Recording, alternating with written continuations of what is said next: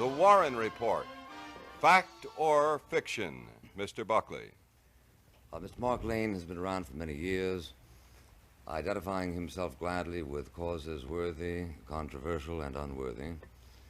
He has been a special favorite of the left liberal community in New York City, which he greatly pleased by his myriad activities, ranging from the organization of rent strikes, opposition to bomb shelter programs, involvement in legal and civil rights groups irrespective of government claims that they were communist infiltrated.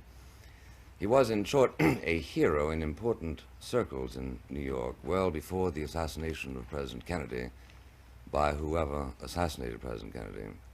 Not, we must assume, from Mr. Lane, Harvey Lee Oswald. Mr. Lane is a skillful lawyer and has written a best-selling book called Rush to Judgment. The publishers maintain that this book has, quotes, changed history, that single-handedly Mr. Lane has discredited the Warren Report. We are not here to discuss the minutiae of the controversies raised by the Warren Commission and its critics for the simple reason that it is impractical to do so. Rather, we will treat more general questions. I'd like to begin by asking Mr. Lane this. It is widely alleged that sinister forces who have a vested interest in suppressing the real truth as to the identity of the assassin have been here and there killing off crucial people, former strippers at Ruby's joint in Dallas, truck driver roommates of friends of Oswald, that kind of thing. How come if you were the man who has changed history, these forces haven't bumped you off, Mr. Lane? Well, I think fortunately we haven't come to that. I would like to comment, if I may, upon portions of your introduction. It is not just liberals and leftists who cannot accept the Warren Commission report. Of course, I think the very best review and most favorable review, which my book received, was in your publication, the National Review. I was talking about your pre-Kennedy reputation, by way of background. Before the assassination. Yes, sir. When I was elected to the there state was an legislature. assassination, wasn't there? Yes, when I was elected, there's no question about that. When I was elected to the state legislature with the endorsement and support of President Kennedy. That's the left liberal approach you're talking about. In terms of the assassination, though, in terms of the Warren Report, of course, the Lou Harris poll shows now that 2/3 of the American people indicate that they cannot accept its conclusions. So I think that it's not even an unpopular cause with which I'm associated any longer. And regarding the earlier comments you made, I think the best way to respond to them is probably with the opening line of your book, which I'm afraid I may butcher because I'll just paraphrase it, but it was something like, when you are a controversialist, you can either go mad or ignore genuinely unjust criticism, and I prefer, as you do, the latter course.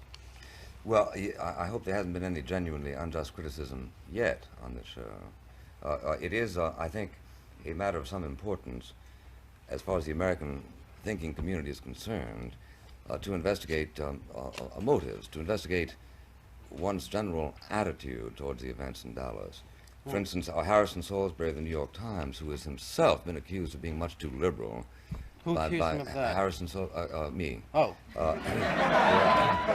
Has said that Mr. Mark Lane, quotes, is a New York attorney who has made a career of insinuating that Mr. Kennedy was the victim of a right-wing plot. Yeah, now, what I mean by So unjust criticism is to take that early comment, which he wrote when he did the introduction to the Warren Report, and to ignore his present statement, where he states now, and although the New York Times will not tell you this, although he's the associate managing editor, in the recent review on the Progressive, he's indicated that he finds much substance in my charges, and in a recent Canadian Broadcasting Company broadcast, he said if he were asked again, he would not do the introduction to the Warren Report because he doesn't have sufficient confidence in it. Well, that I was not aware of. What I'm trying to see, simply to place into perspective, is where you figure in terms of the general criticism of the report.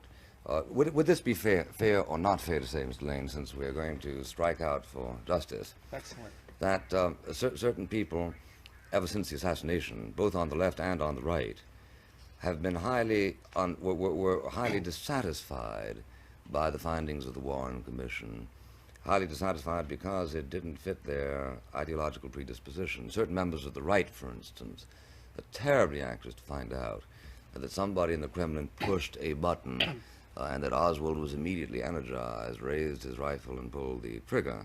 You consider this naive, I assume, but by the same token, we have, for instance, Professor H. Stuart Hughes, shortly after the assassination, writing in the Nation magazine, what most of us at first thought was that the crime had been committed by a Southern racist.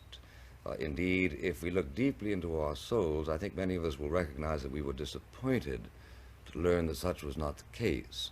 Now, I think it's true that it those isn't- on the it- right yeah. tend to would like to believe that those on the left were involved in a conspiratorial way, Yes. and those on the left have the same feeling about those on the right. Yes, but, I- but your reputation has been as a left liberal within the spectrum of New York politics, so that people who first look into your association with this particular venture might, unjustly, I hasten to add, think of you as somebody who is trying to rescue Oswald as the putative killer, But since I don't because even say in Oswald my was book- communist. Well, since I don't even say in my book that Oswald was innocent, of course, one cannot really Yes, accuse right. me of that motive. Yes, In but the this is first the place- effect of your yes. book, isn't it? No, I think my book shows quite conclusively that shots came from at least two directions, and at the law, conspiracy is nothing more, of course, than two or more persons acting in concert to effect an illegal end. So the book says there was a conspiracy to kill the president. So they Both might have our been. host and our guest are speaking softly so far, but I'm sure a few big sticks will be raised before the end of this hour. We'll continue with Firing Line in just a moment. Mr. Lane, is it or is it not fair then to say that your book does not go further than to say that the Warren Commission didn't take all of the evidence into account, but by no means goes so far as to say that Oswald is exonerated on the basis of your reading of the findings? Well, it goes beyond, I think, the former, and not quite as far as the latter. I think the book states quite clearly that the Warren Report is a fraudulent document, not merely that they did not take sufficient evidence into consideration, but they distorted evidence, they misused evidence, and what's worse, I think they oversimplified evidence. Well, let me ask you then this so I can understand you completely.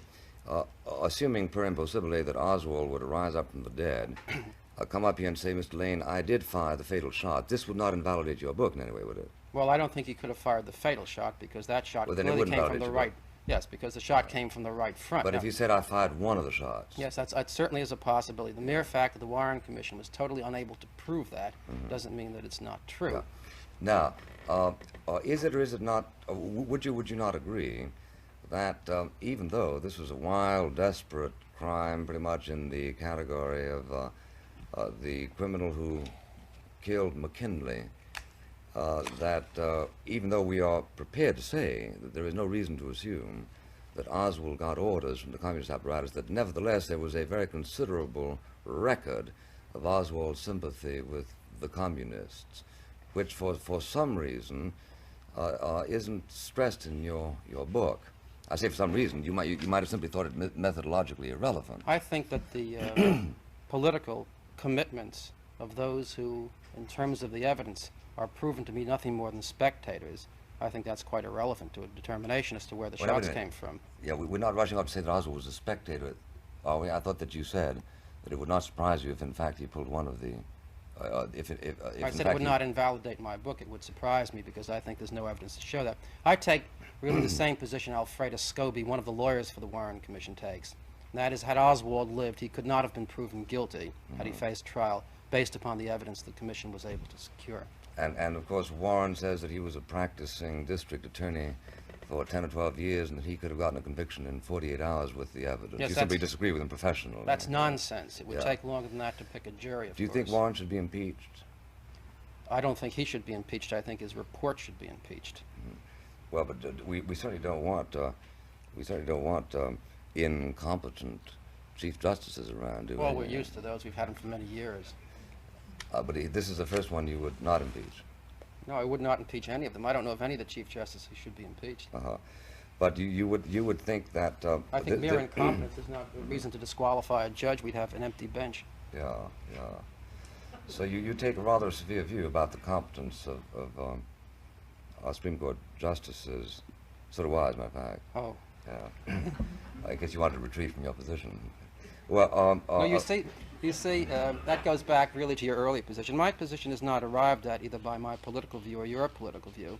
And I think that the integrity of my book depends not upon my own political bias, and of course I have several of them, many of them, but upon the 5,000 citations and references to the Warren Commission's own evidence, which mark the book from the beginning to the end. Either they're in context or they're not, either they're accurate or not. I suggest that they're accurate, and they've not yet been proven by any of the 2,000 reviewers to be inaccurate or out of context so far. well, now you just finished quoting a lawyer, Mr. Scobie, that I never heard about. Suppose I quote one that maybe you've never heard about.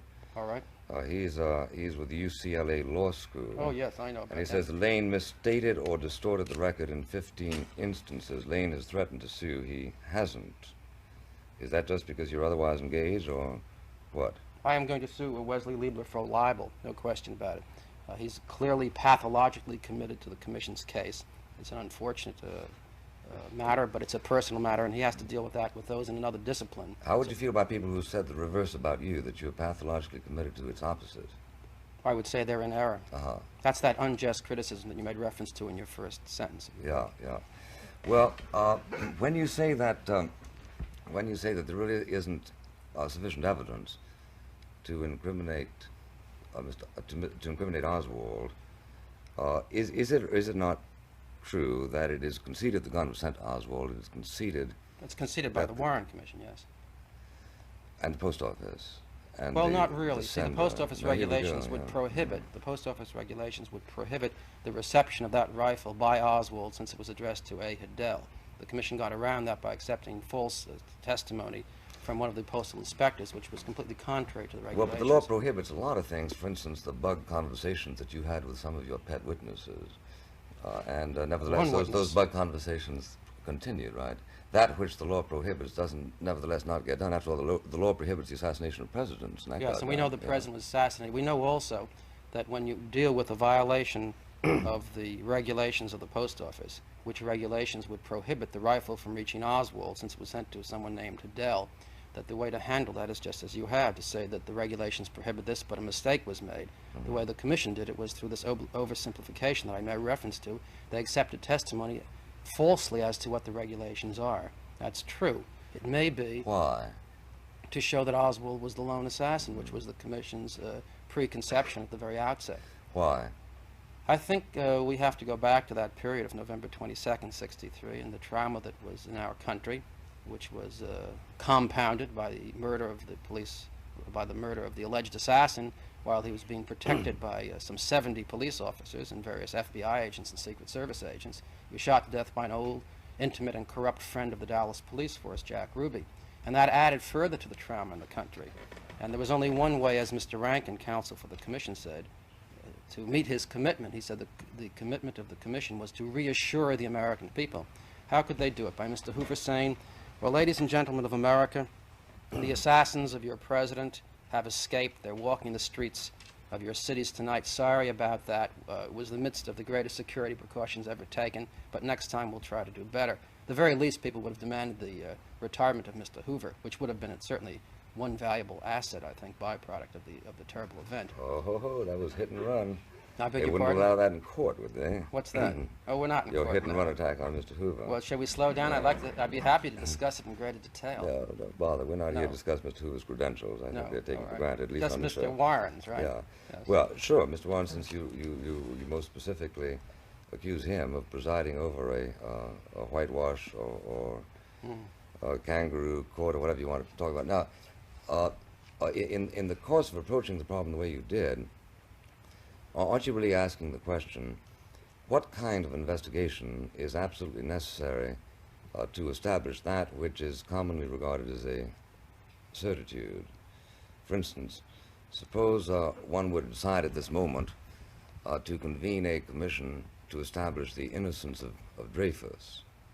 It might in fact be hard to do, but isn't the certitude of the innocence of Dreyfus a part of your sort of natural equipment? Aren't you willing to come to historical terms with that datum? Well, the French government, which originally said he was guilty, reversed itself after Esterhazy had confessed that he was guilty. Yes, but there are a lot of Mark Lanes around, you know, who make the same objections to the French government's action in in the case of Dreyfus, as you were But the making man who the was Warren guilty Commission. confessed and said that Dreyfus was in no way involved. Oh, you wouldn't have had that. That could have taken you half a chapter to have handled a confession by Oswald, wouldn't it? No, You no, could not have said it was under Dreyfus. pressure. You said all kinds of things about witnesses. Are you suggesting that who- Dreyfus was guilty? I don't know. No, I'm simply saying that as much of a case can be made for the innocence of Dreyfus as for the innocence of Oswald. And they, may, and and they may that- both that- have been that your innocent. Yes. techniques, which are highly ingenious, well, let me put it another way.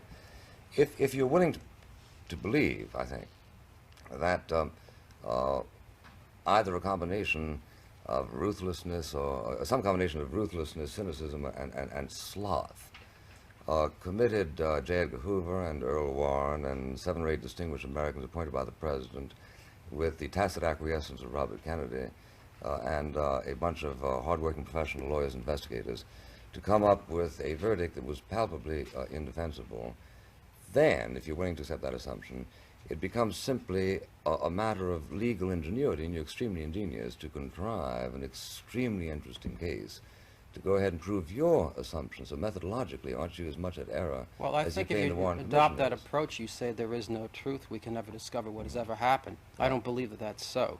I think we can, and I think there are mechanisms developed so that we can. I think the American judicial system is a sound one.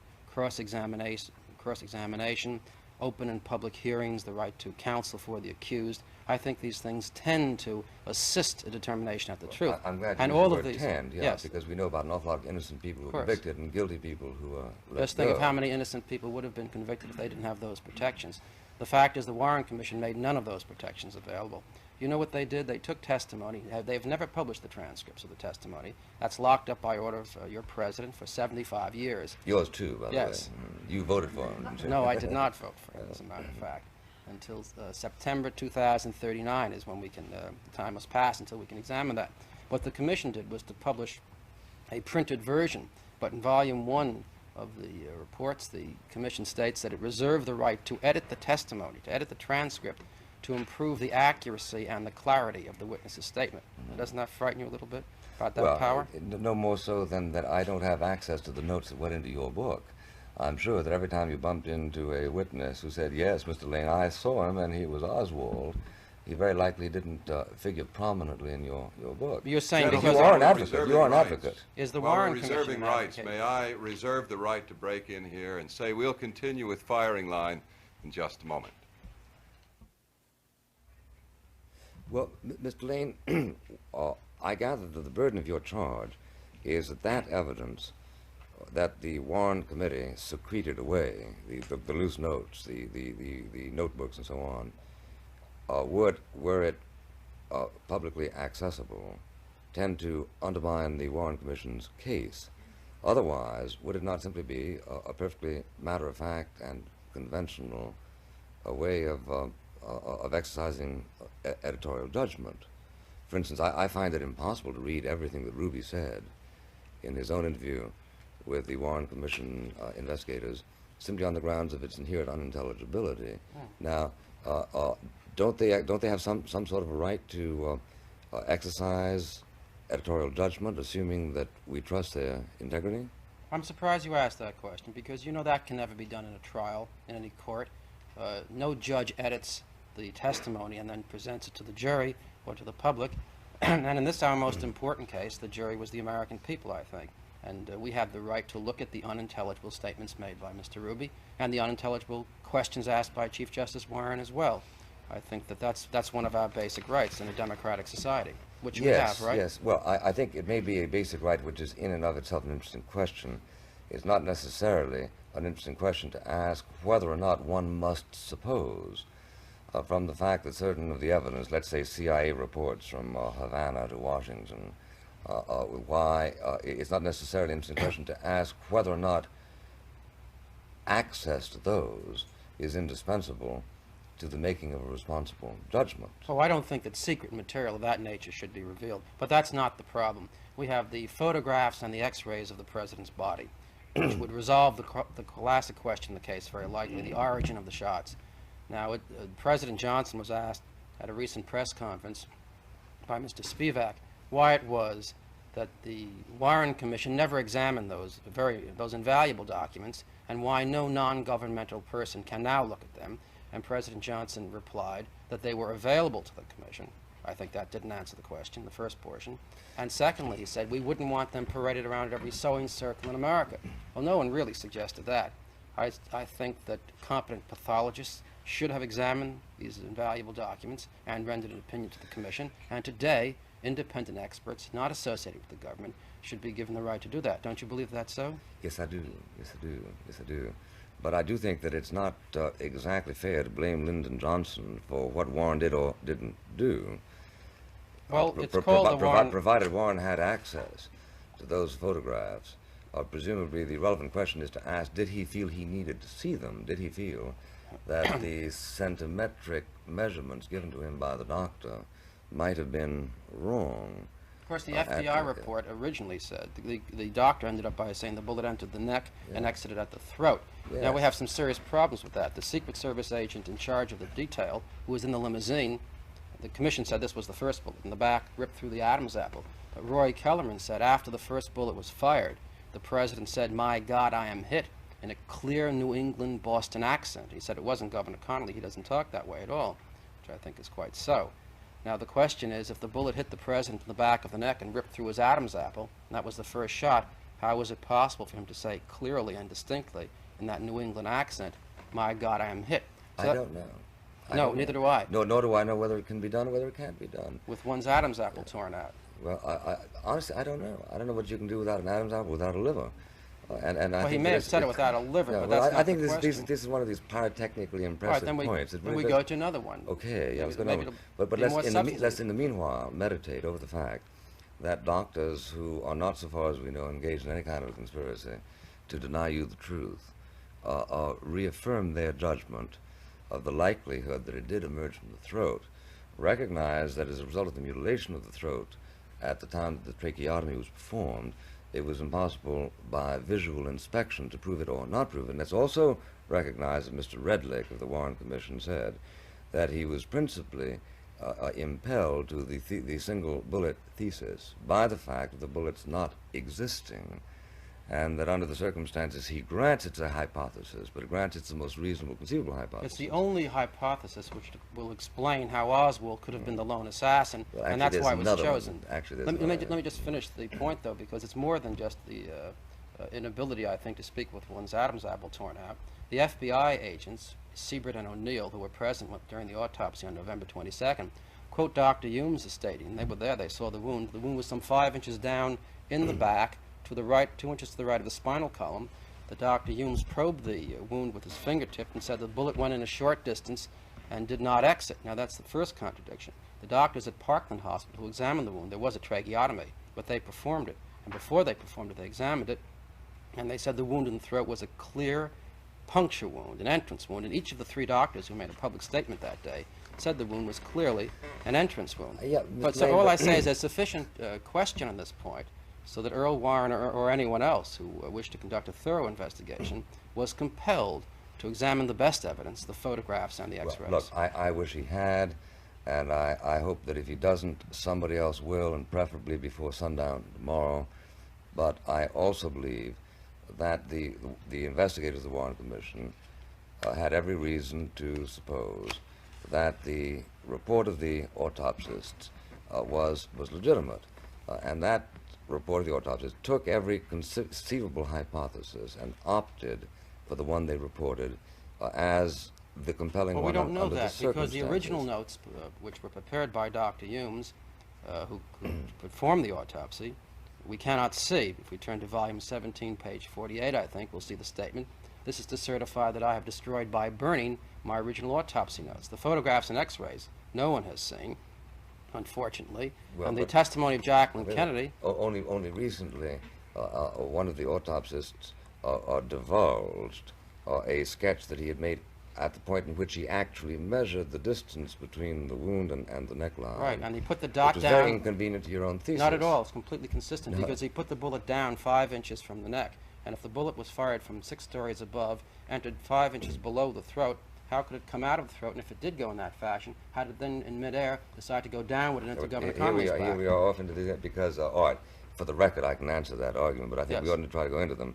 He maintains that there was a discrepancy between his freehand drawing of the X on the Right. back and the actual measurement. Correct. And I can understand that no doctor is supposed to be an artist with an absolute total precision as a draftsman when he actually has to sketch out the point. No, but most doctors know the difference between the neck and the back, I think, even if they're not artistic. Well, and yeah. again, the question is present, and there's a way to resolve it. Why can't we resolve it by examining the photographs? I'm all for it. I'm all for it. All right. But what I think we ought to discuss primarily is the extent to which, whatever the delinquencies of this examination were, and I think you will probably agree, especially as a lawyer, that if one turned somebody like you loose on the most open and shut case in the history of the world, you'd be able to write an extraordinarily ingenious book. That's very kind Yes, of you. I don't really think believe it's it. I really accurate, believe it. though. And that under the circumstances, what we really have is a sort of a national obsession.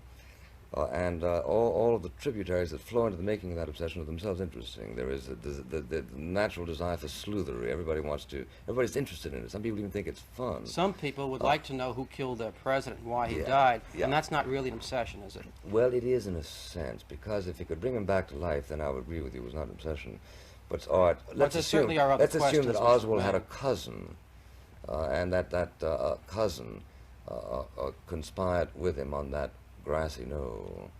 I think that it's in and of itself an interesting venture to try to find out who he is. I'm all for you trying to find out who he is. But I smell something else going on here. Because if there is that cousin, I doubt, A, that he will ever be found. But whether he's found or not, something else has meanwhile happened.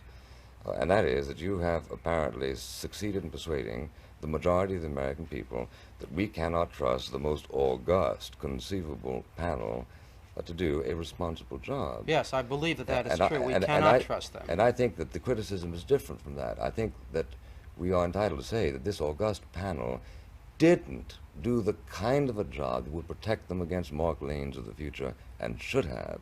But this is very different from the first charge. Well, I think what we can say, I think we can go a bit beyond that, that the American people have a right to say we cannot trust Earl Warren or the other 4 Republicans or the 2 Southern Democrats who made up the commission, which the New York Times referred to as a politically well-balanced commission. Why did you say 2 Southern Democrats? Did you mean to insinuate something? Well, of course. What? Surely you They're understand. racists? Surely you understand that in the Democratic Party there's a split, and that we ended up with a commission which the New York Times assured us was politically well-balanced, but in fact we had a commission which was made up of not a single Kennedy supporter. I think that raised the question at the outset in terms of faith. But I'd like to go beyond that, because I think that faith is really... Not a single Kennedy supporter? No. Would you say that Warren was anti-Kennedy? Well, I don't know if he was anti-Kennedy. He was a Republican. He was a Republican governor, Republican attorney general. He was a Republican candidate for the vice presidency. But he's not a Kennedy supporter. Do you think that he would have preferred Nixon to Kennedy in 1960? Well, that's a question you'd have to put to him. I don't know what his politics are at the But you're present time. apparently very much interested by this. This think is the workings of your mind now. No. 2 Southern Democrats and no Kennedy supporter Well, don't you think that... equals a fix. Well, that's your conclusion. But Certainly you you're went on entitled to to it. You it may there. be right, Bill. But there are intonations, I think, that you're an interesting man. And the way you approach this is in and of itself interesting. You know, I approach it in this way. I say if it's a politically well-balanced commission, which it was not, it still is not entitled to our faith. You talk about faith in these institutions or faith in the FBI as if it's a religious experience to read the Warren Report. I think to the contrary, that all we're supposed to have faith in a democracy is in our own ability to look at the facts and reach our own conclusions. I have not known you in the past to have invested such a vast amount of faith in either Earl Warren or in the government. And I'm surprised that in this one instance you're willing to. I haven't, and I'll show you how. You're watching a careful scrutiny of a careful analysis of a careful investigation. William Buckley of Mark Lane of the Warren Report, and we'll continue in just a moment. Here, I think, is the distinction, Mr. Lane. It is one thing to say that the Warren Court or the President of the United States has bungled a job, that they have reached the wrong conclusions, that we need all the facts on the basis of which we can judge whether they were right or they were wrong. And incidentally, in a democracy, it is commonplace not to have all the facts. You certainly don't have all the facts on foreign policy on the basis of which we can say yes or no. But you, I think, are going a very considerable step further. Yes. You're implying something very like perfidy, And in doing so, it seems to me that there is a kinship between your approach and that, say, of Mr. Robert Welch on Eisenhower. He figures a posteriori that you can conclude that Mr. Eisenhower was a communist on the basis of I wouldn't go the that far. configuration.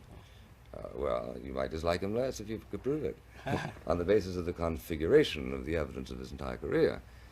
Now, you do understand this is a graver charge than simply to say that Eisenhower was a sort of an inadequate president. But aren't you saying that Mr. Warren, I mean, you actually said that the police in Dallas actually suppressed the right rifle and surfaced the right. So you're I haven't really really talking said about that. I haven't said that. Your I raised the committee. facts.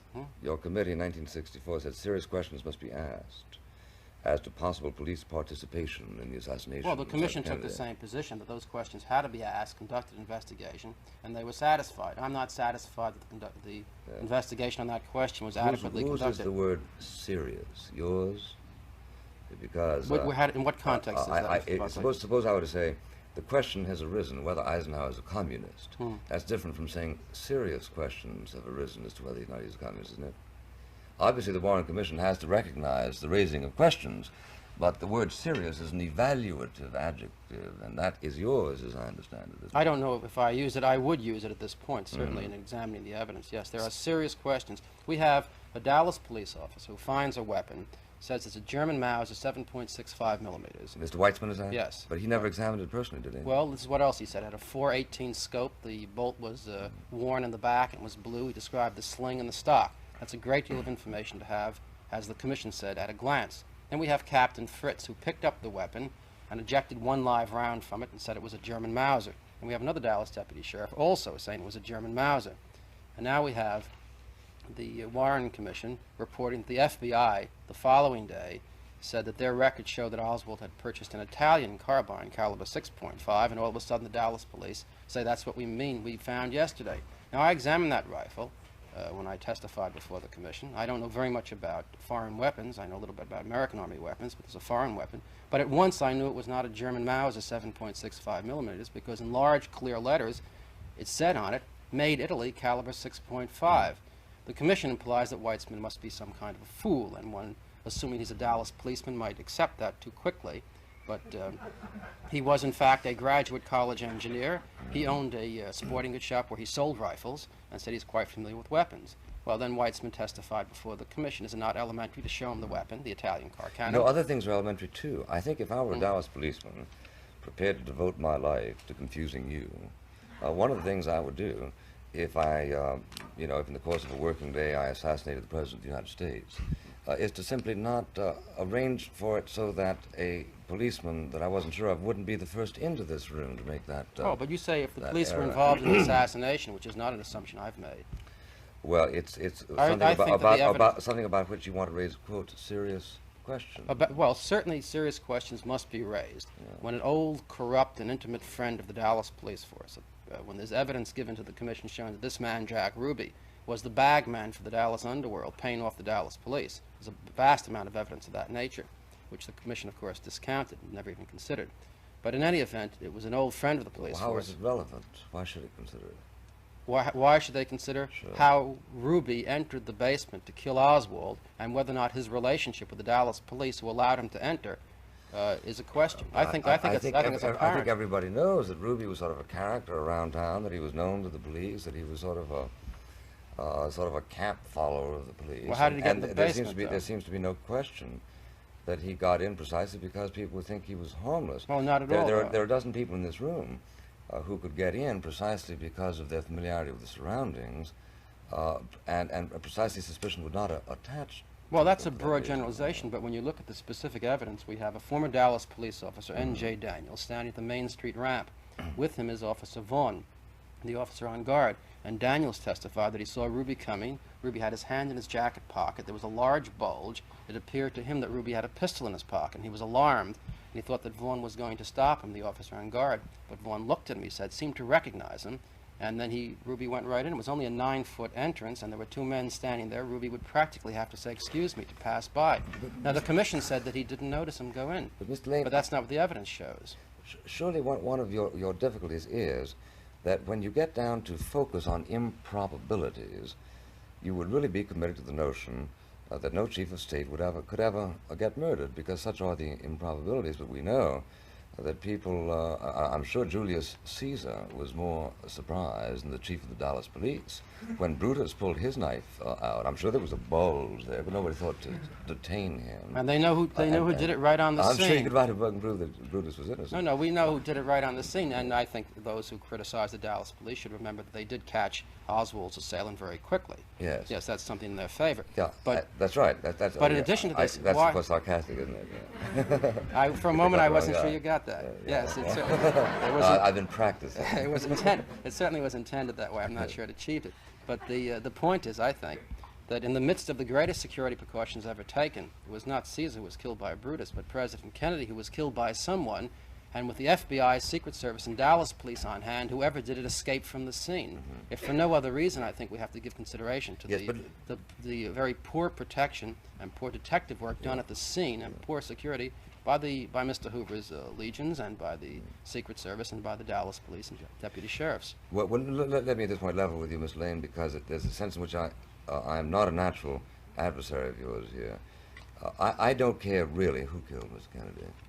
I care very much that he's dead, but I don't care very much who killed him. And if it turns out to be somebody else, then I say, all right, it's somebody else. Let's prosecute him. Let's string Well, him that's up. if it's Oswald. Let's do whatever. That's if it's Oswald's Yeah. cousin. But if it's Yeah. if it's something which is more significant than that, you would care.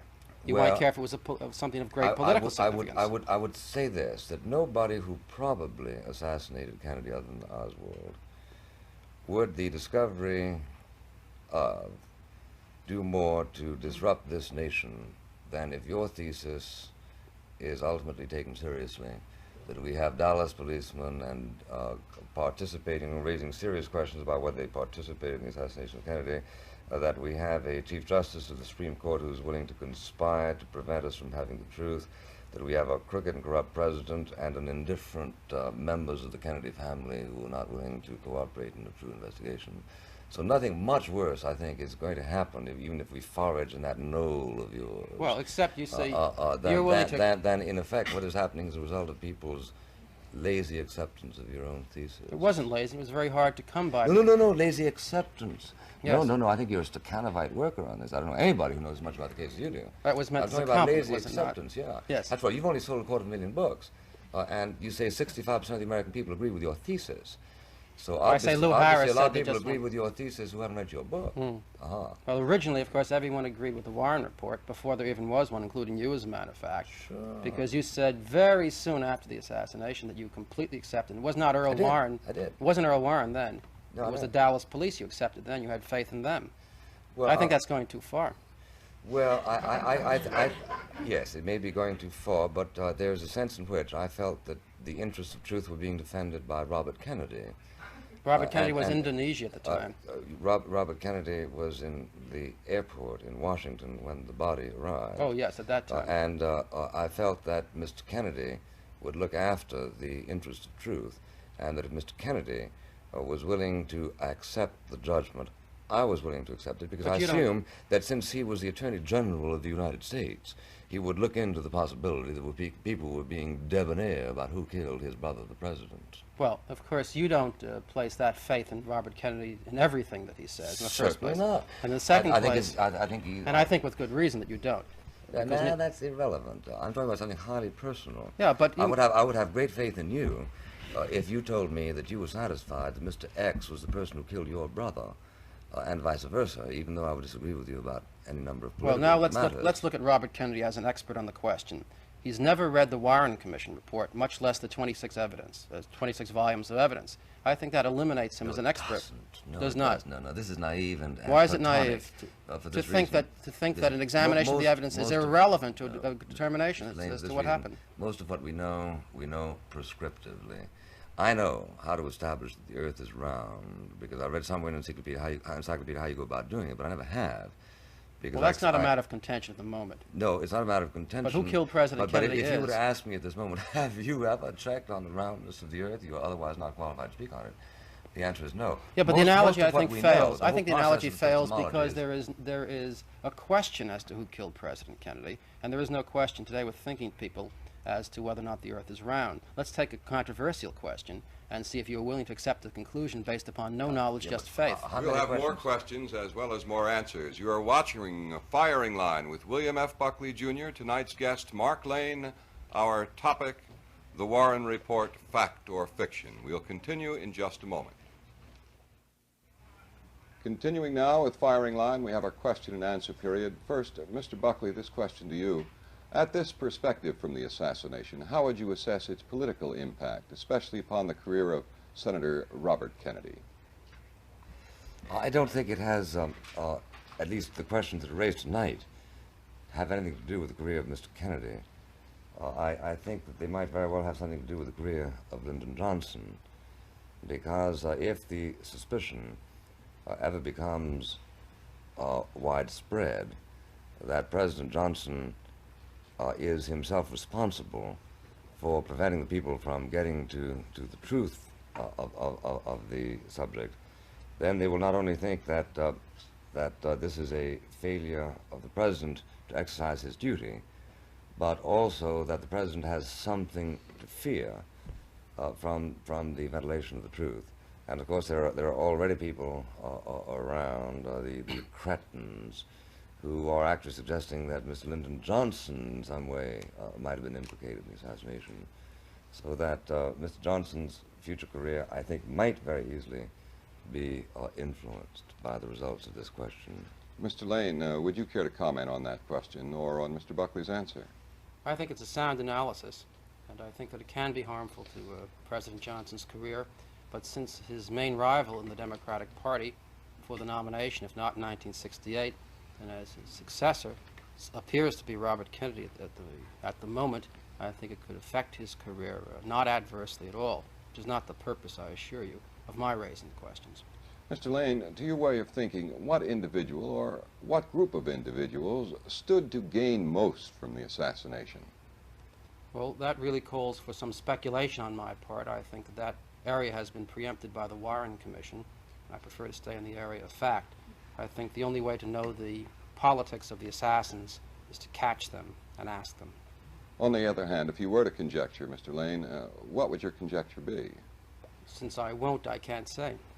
Mr. Buckley, would you care to conjecture? Well, yes. It seems to me that it would just be absolutely divine if it could be proved that Mr. Oswald was subsidized by H.L. Hunt and the John Birch Society, and the Minutemen, given a little moral support by National Review, that Goldwater cleared it. That would be sort of the ne plus ultra in causing delight in many quarters of the United States. From the point of view, of course, if it were proved that Oswald was a working agent of the Soviet Union, even if it was not proved, or not inferable that he actually executed the president at the orders of the party, then certain other people would take comfort in the refortification of their own notions about the existence of the internal menace. Mr. Lane wants to abolish the House Committee on Un-American Activities, which House Committee on Un-American Activities might here and now spot an occasional Oswald, mightn't it? Well, they haven't, have they? How do you know? Well, we know we haven't assassinated presidents frequently enough to know. Well, we do know that the FBI knew of Oswald's background, that they knew he worked in the book depository building. They knew that that building was on the presidential route, and Mr. Hosty, the FBI agent who had seen Oswald's family about 2 weeks before, never did anything about that. And here we have, in the midst of the greatest security precautions, this man, who would have been fingered, of course, by the Un-American Activities Committee had they known about him, walked right into the building, according to the commission, carrying a rifle. And here the FBI knew about it and did nothing about it. But Mr. Hoover also said, look, if you want me to, I'll round up everybody who is a conceivable presidential assassin. Well, we know he's too much of a civil libertarian to do that. Well, we know that you wouldn't let him do it. Otherwise, obviously, he'd prefer a police state, wouldn't he? But he said that this would make it, for instance, if the president went to Chicago, the entire population of Chicago would be decimated if you had to lock up anybody who had any kind of a record. Terrible thing to say about Chicago, I think. Mr. Buckley, I think this leads us naturally enough into another question. You admit on the one hand that you've not carefully studied the Warren Commission report, that you are generally satisfied even though you've not examined the evidence carefully. Would you have been quite so relaxed and offhand if the Commission had concluded it was the work of a right-winger? Certainly. Anything you'd like to say, Mr. Buckley? Yes, My point, Mr. Scott, is that it was the work of a madman. Yes. I took this position from the moment the assassination was talked about, that it was so crazy an act, so wretched and sinister an act, that it was simply unlikely that it was the natural workings of a tight, coordinated ideological system, that it was much rather and much more probably the workings of somebody who's individually impelled to act. I'd like to ask Mr. Lane one quick question, if I may. If Congress were to open its own inquiry into the investigation of the assassination, rather, whom would you consider competent to serve on such a panel? It's a serious problem. I would have said Earl Warren perhaps some time ago. But And Norman Mailer?